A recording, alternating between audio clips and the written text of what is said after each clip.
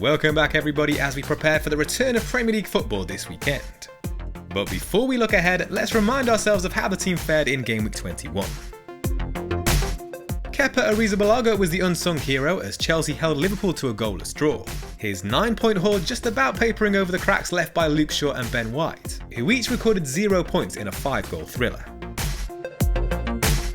The decision to hold Mason Mount one final week didn't pay off, and Miguel Almiron suffered his 4th consecutive blank.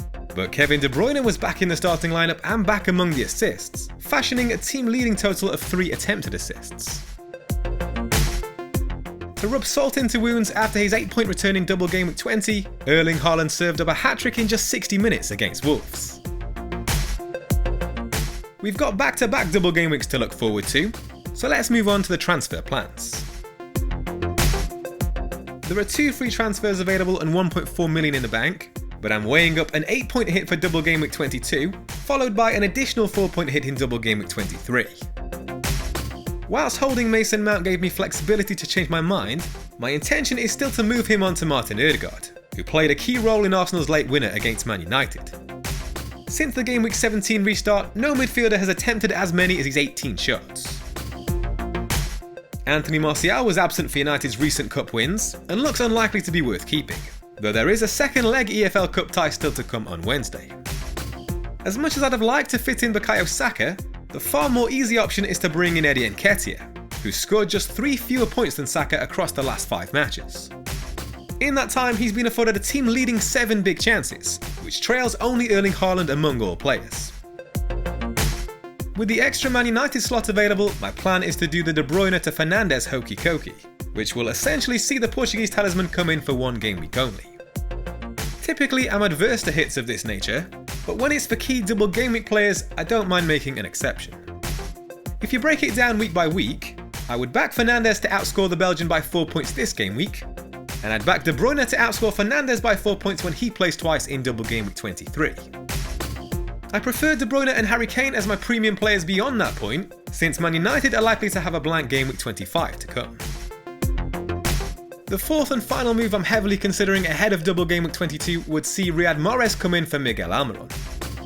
Whilst the arrival of Anthony Gordon may prove as motivation for him, the fact that Newcastle have scored only 1 goal in the last 4 game weeks is a major concern. Like United, they're also expected to blank in Game Week 25, giving Mahrez 2 additional fixtures over Almiron in the next 4 game weeks, in theory. So I plan to make all 4 of those moves later this week, and then my early thoughts for Game Week 23 are to reverse the De Bruyne transfer and downgrade Matt Doherty, who now looks set to leave Spurs on loan. Here's how the team is set to line up. Things are looking up for Kepa Arrizabalaga after back-to-back clean sheets. Since the Game Week 17 restart, no goalkeeper has earned as many as his 34 points. Opponents Fulham have scored 3 goals in their last 4 matches, with 5 teams producing fewer.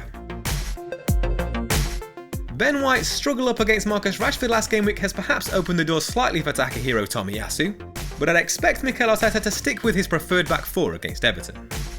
They've fashioned just 3 big chances in the last 4 matches, only Wolves and Crystal Palace have fared worse.